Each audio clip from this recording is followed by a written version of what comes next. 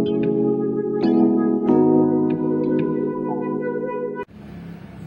assalamualaikum warahmatullahi wabarakatuh, rekan tani bonsai. Saat ini kita berada di kebun Rengganis Tani yang pertama, yaitu di rumah saya sendiri tentunya.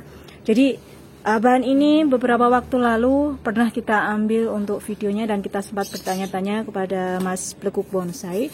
Jadi saat ini kita coba mau tanyakan kenapa pada akhirnya bahan ini diangkat ya. Nah, ini pohon saya angkat dari ground, soalnya di sana itu lahannya padat jadi kurang maksimal. Yang kemarin itu sini, yang sebelah sini itu ketutupan sama pohon ringin yang lain, jadi saya pindah pot, lalu saya pindah ke pilar 1. Oke, jadi rekan tani bonsai, jadi begini ya penjelasannya dari Mas Blekuk Bonsai. Jadi kondisi tanah ya yang ada di kebun Rengganis 2 itu terhitung padat, jadi kurang maksimal sendiri untuk pertumbuhannya. Jadi harus kita lakukan rutin penyiraman seperti itu. Kalau kita memanfaatkan untuk bahan bonsai beringin yang sudah programan ya, atau mendekati untuk perantingan anak ranting ya, sudah mendekati anak ranting, dirasa sangat disayangkan karena takutnya ada ranting yang mati seperti itu karena kurang kontrol dari kita dan tentunya justru menghambat dari pertumbuhan sendiri.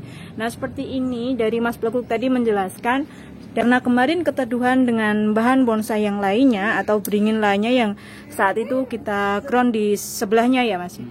Nah, itu sudah tidak bisa membuat bahan ini tumbuh secara maksimal karena kurangnya sinar matahari langsung. Nah, kita perlu tanyakan lagi tadi untuk pengangkatan sendiri gimana dengan cara seperti ini ya, ini di musim kemarau rekan tani bonsai. Jadi ini kemarin waktu ngeground saya sekalian sama potnya. Ada potnya ya rekan tani bonsai di sini. Angkatnya langsung sekalian sama potnya. Jadi tidak beresiko dan tidak perlu melakukan cangkok akar ya? Iya, biasanya pakai cangkok akar. Ini beresiko enggak kira-kira langsung diangkat seperti ini? Tidak beresiko sama sekali, soalnya akar serabutnya, terusan ini cuma motong sedikit tadi. Motong sedikit, jadi enggak begitu berpengaruh sama.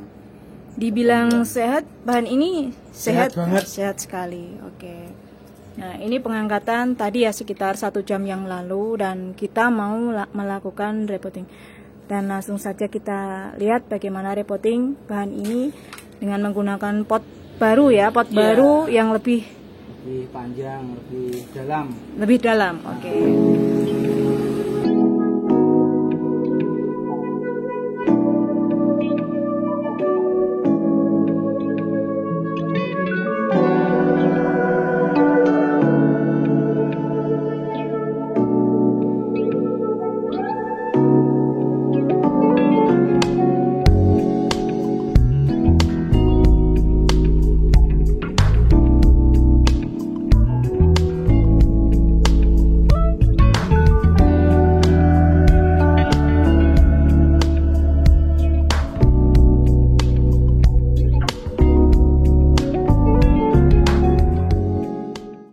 Nah, Mas Blekuk Aditya, berarti ini yang dipakai sendiri potnya pun belum yang seharusnya juga ya?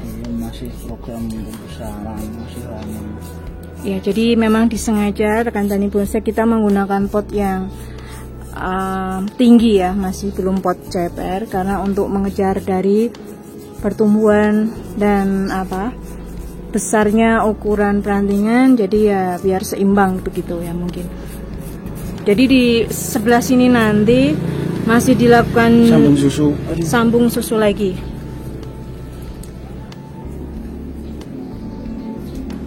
Walaupun potnya ini dibilang masih kedodoran ya karena memang kita peruntukkan nanti untuk proses pembesaran seperti yang saya katakan tadi untuk membuat atau mengejar keseimbangan dari besarnya dahan menyesuaikan dengan besarnya batang utama, kemudian ranting, anak ranting juga supaya lebih matang lagi ukurannya ya rekan tani bonsai. Jadi kita juga lihat sendiri medianya tetap menggunakan dengan tanah ya, tanah yang subur, bahkan malah menggunakan tanah yang sebelumnya sudah terpakai ya di sini.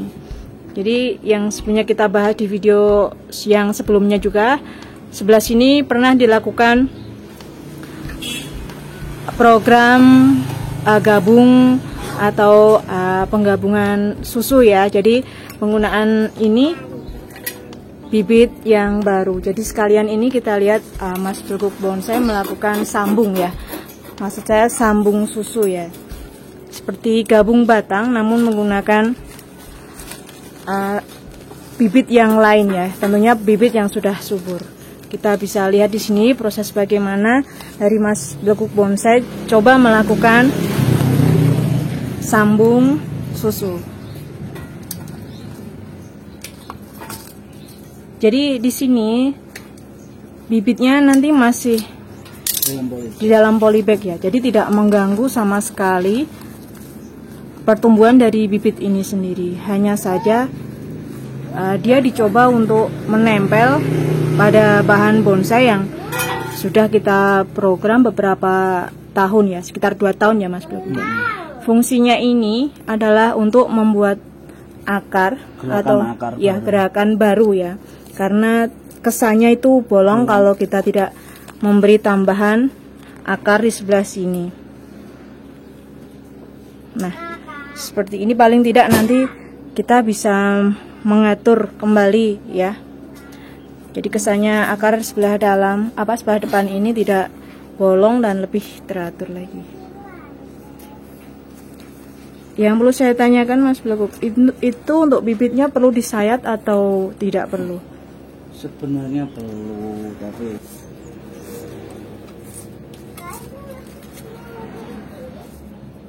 nanti ikat dengan penggunaan tali ban ya, rekan tani bonsai.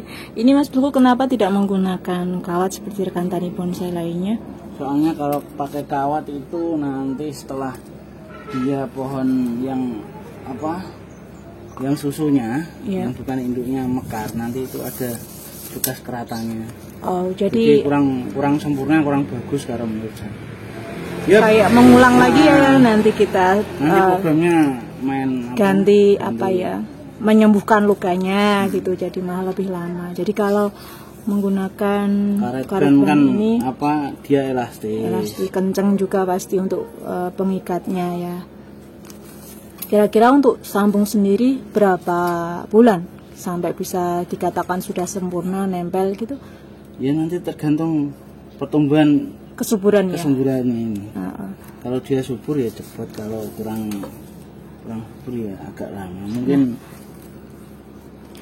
kalau subur 4 bulan dah nyambung. Nah, ini tak tanyakan lagi, yang akar yang bagian dalam nanti kesannya tumpuk-tumpuk enggak itu nanti kalau? Enggak, nanti yang tidak dipakai bisa dipotong. Dipotong, tapi kita nunggu yang ini kan sambil pembesaran pohon, jadi resiko kalau terlalu banyak motong akar. Kurangnya akarnya.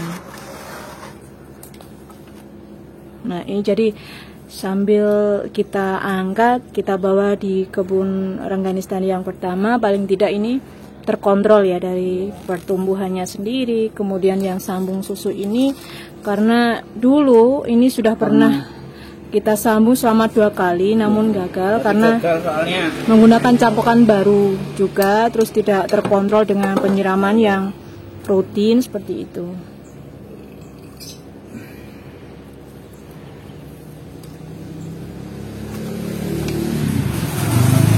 Oke, sambil kita coba untuk menyelesaikan ya proses dari sambung susu ini, kita juga mau tanyakan untuk daunnya sendiri setelah kita lakukan, bisa dikatakan ini repotting ya, repotting namun masih belum menggunakan pot yang sesuai, masih menggunakan pot yang lebih besar dari yang ideal pada bahan ini. Kita perlu melakukan pruning tidak untuk daunnya sendiri nanti? Ini nanti kan sambil menata perantingan, jadi nanti kita pruning. Sekalian kita pruning ya. Kira-kira mungkin nggak terjadi banyak mati ranting seperti itu? Karena tadi kan saya lihat nggak pakai sistem cangkok akar pada waktu pengangkatan bahan ini. Enggak ya. Gimana kira-kira nanti untuk solusinya biar menghindari adanya mati ranting atau bahkan ada dahan yang mati? Ya nanti kita kontrol siram airnya saja. Kalau bahan kayak gini enggak masalah. Nanti kita sortir cabang yang sekiranya tidak terpakai, kita sortir, meninggalkan yang masih bagus. Oke, yang masih diperlukan gitu. Jadi untuk akar sendiri tidak terlalu berpengaruh. Misal kita mengurangi akarnya atau bahkan banyak akar yang terpotong tadi seperti sentigi kan sangat berpengaruh adanya akar yang terpotong, nanti kemudian adanya mati ranting seperti itu tidak ya? Tidak. Kalau Vikas gimana lebih aman, beda untuk penanganannya rekan tani pos. Jadi ya kita sambil kontrol dan kita update terus perkembangan dari bahan ini. Bahan ini sebelumnya saya sampaikan 2 tahun dari program, namun sesekali terjadi kesalahan pada pihak kita karena beda kebun ya. Penempatannya kita jauh di kecamatan lain. Jadi mohon maaf agak sedikit bisa dikatakan terlambat untuk bahan ini. Nah gitu aja sambil kita menyelesaikan program sambung susu dan kemudian penambahan media. Sementara saya pamit dulu. Kalau ada yang perlu ditanyakan silakan ditulis di kolom komentar aja. Dan yang baru bergabung di channel ini mudah-mudahan bisa mengambil baiknya apa yang coba kita sampaikan. Dan jangan lupa untuk di subscribe, aktifkan lonceng notifikasi agar kalian tidak ketinggalan update video-video terbaru dari Rengganis Tani Bonsai atau Adik Maria Bonsai. Gitu aja akhir kata. Wassalamualaikum warahmatullahi wabarakatuh. Salam dari Mas Bleguk Aditya. Waalaikumsalam warahmatullahi wabarakatuh. Waalaikumsalam.